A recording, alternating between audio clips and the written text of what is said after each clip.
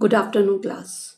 In continuation on nutrition in plants, I am going to explain you today heterotrophic mode of nutrition. There are some plants which do not have chlorophyll. They cannot prepare food. Like humans and animals, such plants depend on the food which is produced by other plants.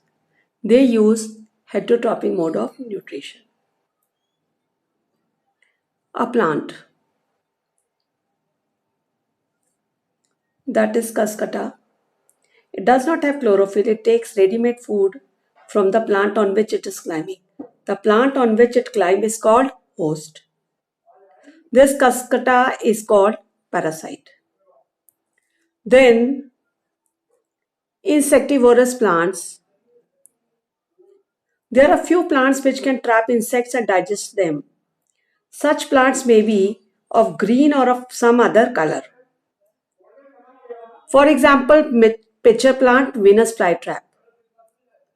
Such insect-eating plants are called insectivorous plants. Inside the pitcher, there are hairs which entangle the trapped insect. The lid closes and the insect is trapped. The insect is killed by the juices secreted in the pitcher and its nutrients are absorbed. Saprotrops. Saprotrops, example, mushroom, mold, that is fungus.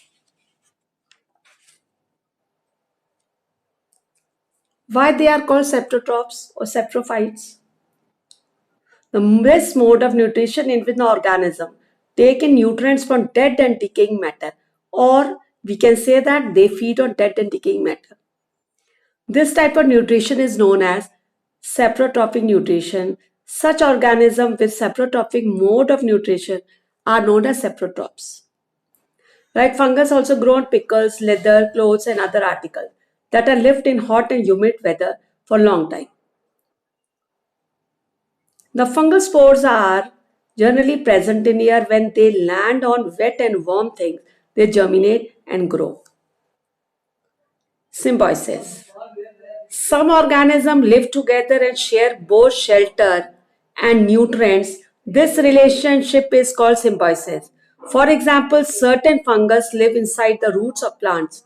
The plants provide nutrients to the fungus, and in return the fungus provide water and certain nutrients. Or we can take the example of lichen. A chlorophyll containing partner, which is an algae, and fungus live together. The fungus provides shelter, water, and mineral to the algae, and in return the algae prepares and provide food to the fungus. Now, how nutrients are replenished in the soil.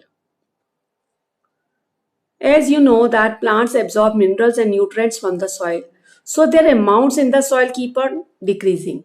Fertilizers and manures contain nutrients such as nitrogen, potassium, phosphorus. These nutrients need to be added from time to time to enrich the soil.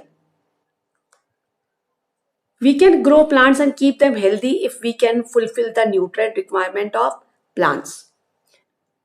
Now, how nutrients are replenished in the soil. The bacteria called rhizobium, which lives in the roots of the leguminous plants like gram, pea, converts nitrogen from the air into soluble form in the soil and makes the soil rich in nitrogen. In return, the plants provide food and shelter to the bacteria. It means that they have a symbiotic relationship, and this association is a great significance for the farmers. Thank you.